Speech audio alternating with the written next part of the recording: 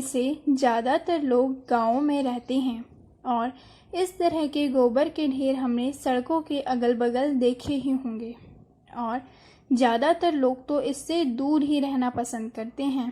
पर जब मैंने गोबर के बारे में जाना तो मुझे पता लगा कि इस छोटे से गोबर के ढेर की अपनी अलग व बड़ी सी दुनिया है। तो चलिए आज हम इसी दुनिया के बारे में बात करेंगे। गोबर बोले तो जानवरों का वेस्ट प्रोडक्ट, यानी जब वो घास खाते हैं और खाने के बाद जब वो घास उनके पेट में जाती है, पेट में जाने के बाद उसका पाचन होता है और पाचन के बाद जो वेस्ट बचता है वो एक्सक्रीटरी सिस्टम से बाहर आ जाता है और बाहर आने के बाद वो घास गोबर का रूप ले लेती है। अब ये तो हम सब जानते ही हैं कि पाचन की क्रिया बहुत से माइक्रो ऑर्गेनिजम्स यानी सूक्ष्म जीव करते हैं जो अपने एंजाइम्स छोड़ के उन्हें पचाते हैं और एक्सक्रीशन के समय वे कुछ माइक्रो ऑर्गेनिजम्स एनिमल के पेट से गोबर में आ जाते हैं और जब गोबर थोड़ा पुराना होने लगता है तो वो माइक्रो ऑर्गेनिजम्स उस गोबर को भी सड़ाने लगते हैं यानी खाने लगते हैं। आपने इस तरह का गोबर का ढेर कहीं ना कहीं अपने अगल बगल देखा ही होगा। जब यह गोबर का ढेर सड़ने लगता है तो इसमें एक बायोडाइवर्सिटी बन जाती है, क्योंकि इस ढेर में कई कीड़े मकोड़े, पेड़ पौधे, छोटे जीव, सूक्ष्म जीव व गैसेस का प्रवेश हो जाता है। गोबर भरपूर पोषक तत्वों का आवास है। जब गोबर नया होता है तो उसका 80 से 90% भाग पानी होता है। इस एक स्रोत के अनुसार गोबर में लगभग 0.8% पोटेशियम, 0.4% सोडियम, 2.4% कैल्शियम, 0.7% फास्फोरस और 0.8% मैग्नीशियम होता है। इसके अलावा गोबर में नाइट्रोजन युक्त पदार्थ, वसा, सेल्यूलोज और कुछ भाग द्रव्य का भी होता है।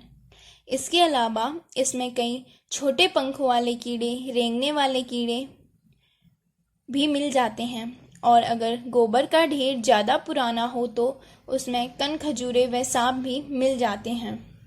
और गोबर के ढेरों में घास, मशरूम, जंगली घास भी अपना डेरा डाल लेती हैं।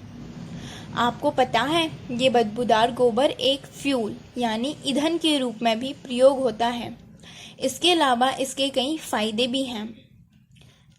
गोबर को जब मिट्टी में फेंका या डाला जाता है तो गोबर मिट्टी के संपर्क में आने से गोबर के विभिन्न तत्व मिट्टी के कणों को आपस में बांधते हैं और अगर ये कण एक दूसरे से ज़्यादा जुड़े होते हैं तो वो तत्व उन्हें दूर दूर कर देते हैं, जिससे मिट्टी में हवा का प्रवेश होता है और पौधों को सरलता से हवा मिलती है।